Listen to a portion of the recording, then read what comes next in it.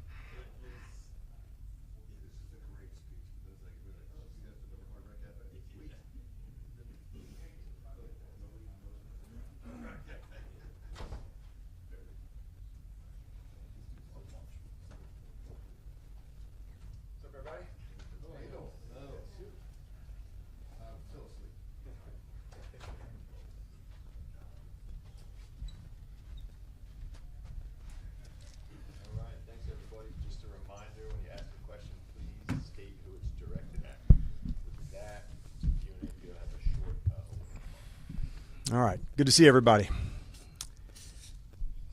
A lot of thought from last night and today, and our team has a lot going for it. They've got brotherhood and toughness and work ethic, and there's just one thing we didn't have, and we just got it last night, and those are scars. And you can't get them when you first huddle up, and you got to earn them, and you sure as hell don't want to, but you do need them to grow. And you truly don't know who you are until you get your ass to absolutely get up swinging. And so as AP and I, we can sit up here and point to every great win this game has given us. But I know we'd also spend more time on the losses. And that we still ain't over years later. But all of them led to he and I being here together to ride strong with anybody else. And so he's been an amazing partner for me all the way through. And so a lot to be thankful for our team. I'm not there yet. I will be one day, but I'm not there today. So all I said, I'll kick it over to Adam, and he'll kick on. Then we'll get rocking with you guys. Yeah, not a ton to add. Just really, like you said, it still stings. We're just still going through it right now. But I can say that although it's not where we want to be right here, sitting next to each other, I'm proud to be sitting next to you, and really proud of this team and what they did and this group of men, and just really thankful for them and how much work they put in, and just really a lot of gratitude today for that group, and just that's probably the best way to say it. Just a lot of gratitude and disappointing ending, but very grateful for everybody. So, you guys go ahead. This is to Adam and to DQ. We're less than a year of you guys really coming together. You've been in the league. You've seen success happen at a certain rate. This was a fast rate, according to most. How surprised are you that you got to this point this quick? Well, I think when we got in here, we had a shared vision, and DQ did an incredible job of really instilling that into our players and bringing our guys together and creating a true brotherhood. And he said that when we started, the faster we can create that, the better we can be sooner. And I think he did an excellent job with that, and our guys did an excellent job buying into that and living that way. And so just really proud of how quickly that came together. For me, I thought that was probably the difference between like you've heard us say the word rebuild and recalibration. And we knew there were some excellent people here, and rebuild would have meant tear this at all. And there were so many, people that were here that were absolutely all in. And so for us getting a chance to visit with, somebody like Tress Way today, and to know how much he is in, you feel it. And those are, some of the emotions I have for it. And the recalibration meant everybody's the needle bounces around a little bit, but we found it. And we found who we are and our identity. And like I said, the floor has risen, but we're nowhere near where our ceiling's gonna be, and that fires me up. Question for DQ or both of you. We got to stop with both of them. We can do, yeah. Dan, there you go. You've been through this with Atlanta, the coaching carousel stuff, losing assistants. As much as you're still going through the emotions from yesterday, that carousel is moving. How do you prepare? Obviously, Cliff and Joe have gotten requests, but even further down the line, how do you prepare for coming moves that are probably inevitable, and how does that impact your self-scouting going forward? Yeah, you better be prepared, right? Because as a staff, if you do well, then those are some of the things that take place from that. And we do have a deep crew, and that was part of the plan all along, that if those moments happen, we'll be ready to adjust. Not only do we develop the players here, Adam and I, we also want to develop coaches. And so everybody in here, how do we get better? Where do we go? And so we dig in hard on those. As far as what is just, more speculation for us, but that is our plan of how we do things. We develop people here. For Adam, last year you had obviously a very busy year in terms of building this roster, revamping it, and so on. And it looks like another one is on tap, knowing how many free agents you guys have. What kind of lessons, takeaways did you get from doing it this past year? It's a different situation perhaps, but that you think apply to what you're going to do now going forward? Yeah, I think something that when we talked with a lot of the guys today really resonated with, I think, both of us, and that's bringing in the right people and bringing in guys who we see as commanders. And so I think if we're going to take away a lesson, I think that would probably be the biggest one, is getting the guys that are commanders, that are competitors, that love ball, love each other, and will play for each other. And we had a bunch of those guys on this team, and they like playing for each other, and they all said that today, and it was really a cool thing to hear, and so that's what we'll look for.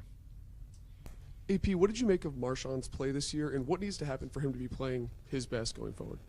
Yeah, Marshawn, he came into a tough situation. He did, and he was injured when he got here, and so anytime you come into a new team and you're injured, it's really hard to integrate, and plus you're coming in at the end of the season. So at the same time you're rehabbing, you're learning a new defense, you're trying to meet new teammates, and so it was a tough situation for him to come in. But what was cool was we saw him get better, and we saw him get more acclimated, not only to the defense but to his teammates. And so really excited for him to have an off season with us and really learn the defense from the ground up, and really have that full runway of training camp and leading into the season, and looking forward to that. Adam and Dan, if you want to chime in, Okay, you're welcome I to got as you. well. I don't want you to I'm not chiming. Okay. I chime all the time. I'm not You, chiming. you've been through a number with different organizations where you've had success.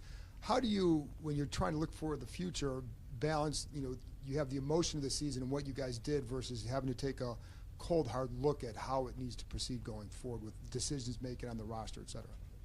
Yeah, like today is, like you said, it's a tough day, and so we're just kind of getting through that right now. And now once we turn that page, we'll meet with the coaches and really discuss where we want to go next. And coach and our scouts have been working their tails off on the draft and free agency. So really, we're just about to turn that page and really sit down with each other and figure out how we can improve this team and get better for next year. It's for Adam. What'd you make of the job Cliff Kingsbury did, and is your expectation that he will be back as offensive coordinator next year? I'll speak on the first part. I thought he did a fantastic job, and I thought he really he led well. He had great energy. He listened. He was obviously the performance was outstanding. He was a great play caller, but I think just really being able to. I've known Cliff since I was 23, and so I've known him a long time. I never worked next to him, and just to see how hard of a worker he is and how tireless he is. He's here, 3 a.m. I think. I didn't beat him in once. Tried to, couldn't do it. And how much he cares about this team and the guys in that room was really really special to see. And I'm sure his time's coming soon. This question is for Dan. Obviously, your messaging about the scars must have resonated because Tress Way shared that with us in kind of his media availability. What ultimately was behind that in terms of maybe adding fuel and kind of learning from that loss against Philly, and kind of just dig deeper on that scar messaging, please? Sure. Those tough games that leave the mark, that's really what we're talking about. And you have to go through them because you only really get to be back in that spot, in that arena, to get to this was my lesson into this. And the scars are there to remind you of what and how, and it's really hard to get to the game that we got to yesterday. And so I wanted to make sure that it counts, that the lessons are learned and that we're able to apply them moving forward. And but it does sting. It's when you're in front of the team and how hard they have absolutely went for it. You never want to lose that reminder. Hi, Coach and Adam, but this message is for Coach. Clean out locker room was today, and some of these players will be back and some maybe not. But what was the most important message, whether they're going to be back or not, that you wanted to deliver to each player? Because talking to the players today, they said that you cannot cheat the process. Yep, that's what you'd like to hear as a coach, Donna. What I said to them last night, I wanted them to, even before they got a chance to visit with you guys, to savor this time. And they've created something together as teammates that is special. And not every locker room is the same year to year. And knowing that next year's team will be different than this year's team. But what they have created, I didn't want them to miss that and lose that, because having great team chemistry is a championship run. And they know exactly what that looks like. And I discussed that today. There'll be some time in between now and when our off-season program begins, and making sure they're checking up on one another and calling in and pushing and doing all the things that great teammates do. And this has been a really, really fun team to coach because of their connection. There'll be plenty of times where a meeting will start and Adam and I will just be right outside, and I'll wait a minute. I'll just hear the noise, and they're inside and enjoying their time together.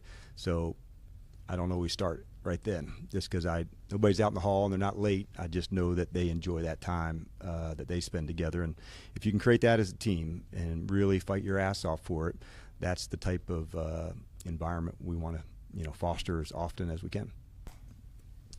This question's for Coach Quinn. Just kind of your reflections on the reigniting of this fan base and how excited fans were for this run this year. What did that mean to you as the head coach of this team? You know what it meant?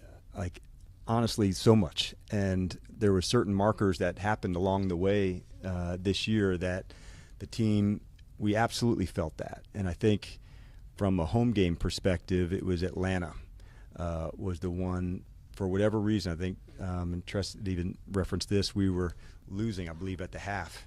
And to hear the crowd erupt, like feeling the support behind them, like you can't help but to win.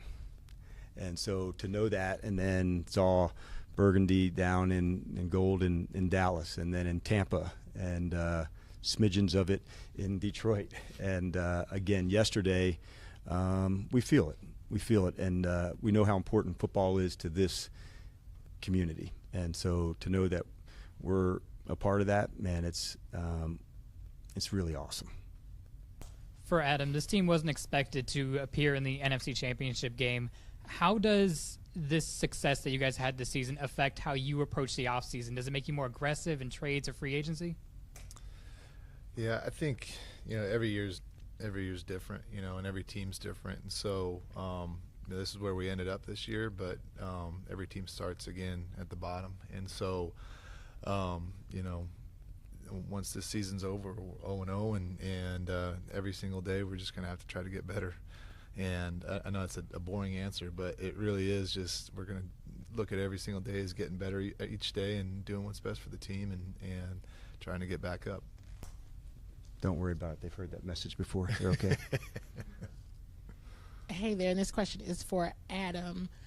As you both have mentioned, this is a tough day for you all and for the players as well, but it's still kind of business as usual, right? It's Senior Bowl week, and there's still work to be done. So how do you just kind of focus, Adam, to say, okay, I got to feel the way I feel, but continue on with doing the work of the business? Yeah, it is. But then getting down, and we're going to go down. A few of us are going to go down to the Senior Bowl tomorrow, and so that's exciting. And we're going to do that. Whatever the result of the game was, but really exciting to go down there and be with the guys, be with our scouts that are out on the road all year and working their tails off to get ready for the draft. So, I didn't prepare for this day, and maybe that's silly, but I didn't, and wasn't expecting this. And so, you got to kind of come in and turn the page. And so we did that today, and then tomorrow we'll go back down there and look ahead and get caught up with all that stuff. And then it's the rest of the off season. So it never stops. It really doesn't. But it'll be good to get down there and see the guys and be around the guys. It'll be fun. This message is for both, but specifically you, Dan. I asked a lot of players about the phrases around the building and what resonated to them the most. And most of them said that anybody, anywhere, anytime was the phrase that they took from the season that embodied the whole season. Some of them said it embodies how they're going to move forward in life. As a teacher, as somebody who wanted to teach in culture, could you talk about how good that makes you feel that it resonated, not just words that were on walls, but now it's part of who they are? Yeah, I love that you shared that. Let's start with that. Anybody, anywhere, anytime. It's really the life of a competitor, and like if that's our central theme that we want here of competing, that's really where it started. Whether it's playing on the East Coast, night games, day, anywhere, that all of the opponents got the same regard, and like they were going to get all of us and how we would go do that. And so it really was about us, even though it's anybody. It was really our way, and this is how we will go do things. And so I wanted them to take that life of a competitor and apply it to our whole team, and in different ways. That's just how we would want to get down. And I'm glad that they shared that one with you today, because if there's one that probably resonates with me as well into that spot. But it really is about us, even though the message has anybody, but it's like how we do things. Hey, Dan, I'm not asking about any individual player, but you brought in some veterans whose obviously first job was to play football, but secondly, help you guys kind of set the standard for yourself and for the team. Yes. Moving forward, how do you kind of balance and I guess value the veteran leadership versus building a football team that can win long term? Yeah. Some things don't show up on the stat sheet. They just don't. And people like Adam see that and understand that. It may not come in a metric or next-gen stat, but it shows up in a big way. And you've heard me use the word glue guys or great teammates, and all of those things can factor into what, you know, you're looking for to build as a team. So everything matters. And for teammates like that have a different role, all of them have an impact on winning, but their roles may be different. And so it'll always be a part of our equation. Adam, I believe in team first, and you've heard me say, like, the best part of our team is the team. And that's like a really cool thing to say as a coach, because this one's for Dan. A lot of players talked about culture, and it's one thing to implement culture, and it's another thing to have it continue to grow, especially as you get here and you acquire new guys. How do you make sure that your culture continues to flourish through the offseason and heading into year 2? Yeah, it's such an important topic, and it really is the work that we do every day, and it's like how we conduct our lives here. And so we're all on the same page here. And I can remember when we added a player to the team, I said, you can ask anybody here, man, a rookie, 10-year vet, we're all on the same page. This is how we do things. This is what we wear for walkthrough. This is where we go to train, whatever that is.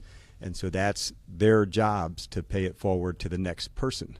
And if that's a new guy coming in, we have a process for what that looks like. And what I do love about a standard and a culture, like, there's a certain level that we're all expected to. Hey, man, that's not to the standard. This is what we do. And so we like having that together. And it'll be a really important thing from now. And 20 years we'll look back and say, okay, in 2024 that began. How did it grow stronger?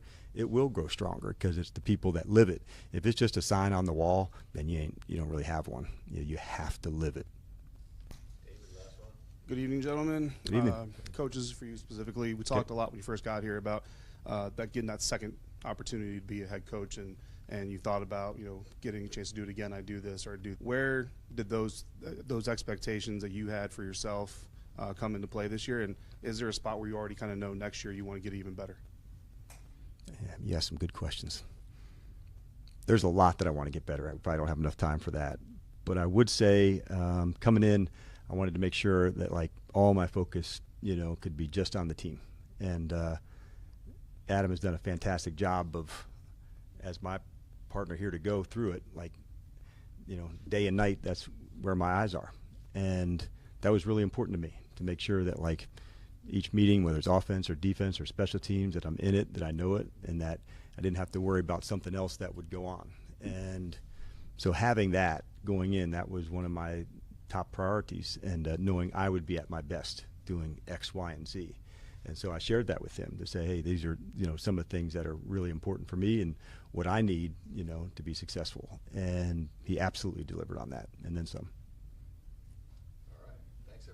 All right. Thanks, everybody. Thanks, guys. All right. We'll see you in April. Yeah. April 21st, the off-season program. I'll see you guys. Adam, you'll see him plenty. Thank you, guys.